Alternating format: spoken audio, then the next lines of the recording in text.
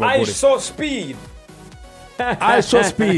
IShowSpeed rigana igihe kintu uvugaho hari abantu batazi iri zina gira ikintu rivugaho saa 9 IShowSpeed muri match y'indahangarwa na Rayonsport muri half time. uyu mujene isi ya none murabizi yuko ibintu by'ikoranabuhanga byabaye ikimenya bose. Ni umu YouTuber ariko ukora ibintu by'amafilm akunda nyine akabipostinga. IShowSpeed rero iyo ugiye kureba urwego rwe kuri influence afite, wenda abantu bamwe bazi ngo ni umufana wa Cristiano gusa, nubwo biri mu byamaye nyine ubwo bwamamare budasanzwe nyuma yuko yagiye ahura n'aba Cristiano Ronaldo n'abandi na Predoc. Yego ubundi amazina yitwa Darren Jackson Watkins, yavutse ku itariki 21 z'ukwa mbere 2005. abantu rero bamumenye nka IShowSpeed, ni umusore w'umwirabura w'umunyamerika, akaba ari umu YouTuber ndetse na online streamer. akaba rero azwi ku bijyanye no gukora online streams kuri internet, nyine bisanzwe ku bandi babimenye nyine bibyara n'amafaranga menshi.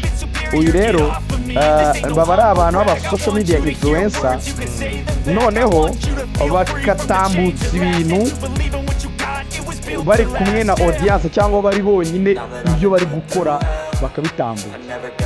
ubugero uvuga ngo ubona hari nk'utuntu dutoya abakobwa hano bajya bafata mu mavlog, ujya ubona ukabona nk'umuntu umunsi wanjye nuko byagenze, najyanga nagize ibiki akoze ibintu abakobwa barabikunda, ujya ubona biriya byitwa na mavlog cyane ko ibyo iyo ni content ubundi icururiza kuri TikTok.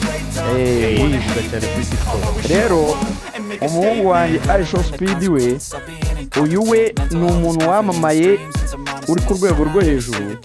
ubu ngubu ari ku mugabane wa Afurika, ejo bundi yari ari muri Zimbabwe ahura n'umusore bajya no gusa.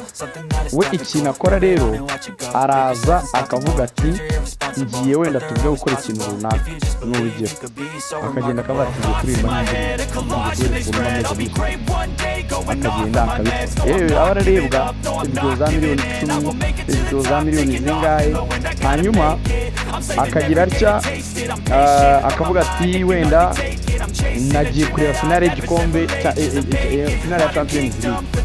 noneho agatangira kwereka ukuntu yahagurutse mu rugo, akakwereka ukuntu yageze kuri stade, ukuntu yafanye, yarangiza akakwereka ibintu bizahagira. abantu rero baramukunda cyane, nyine yabimenyekanyemo, ni icyamamare kubera ibyo bintu. uyu rero azaba ari i Kigali nawe kuri match y'abagore izabanziriza finale. zose azaba hari, ahubwo wenda muri match y'abagore azayobora half time show.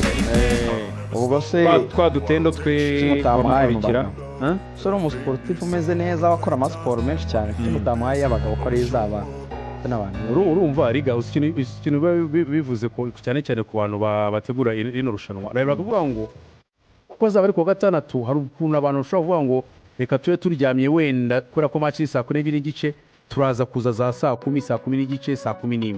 Aravuga ati rero reka dushaka ikintu gituma abantu baza karahu, mu byongera ko abantu baza kare cyangwa se ubwitabere bwabo buza kuza kare. Ni mpamvu rero ino show bayizanye muri umupira w'amaguru kugira ngo abaza habe abantu, umubare w'abantu benshi baje kureba match bari baguze amatike, bavuga ati turaza kuza za saa 10 n'igice, saa 11, ariko bavuga ati reka tuze mbere ko n'ubundi muri weekend tubanze turebe iyo half time show binabonereho kugira ngo barebe iyo match y'abagore. navuga ko niyo timing yo kugira ngo bakurura abantu benshi baze kare, no kugira ngo baze no kugabanya umuvundo uza kuza muri amasaha. navuga ko ya nyuma yegereye za saa 12 cyangwa se saa 1 n'igice, igihe cya match nyirizina cya derby Demirikone. niyo mpamvu rero niyo timing Ferwafa yafashe, ariko nanone no kugira ngo tunafashe n'umupira w'amaguru w'abagore kugira ngo wongere kugira iyo visibility, abantu bawurebe, abantu baza muri iyo half time show barebe niyo match. mu bushizo barabonye indangarwa na Sport bakina, icyo abafana ba indangarwa ko rifite abafana benshi ba Aper baje kwifana ngo ati reka dupeze icyitwa Rayonsport cyose,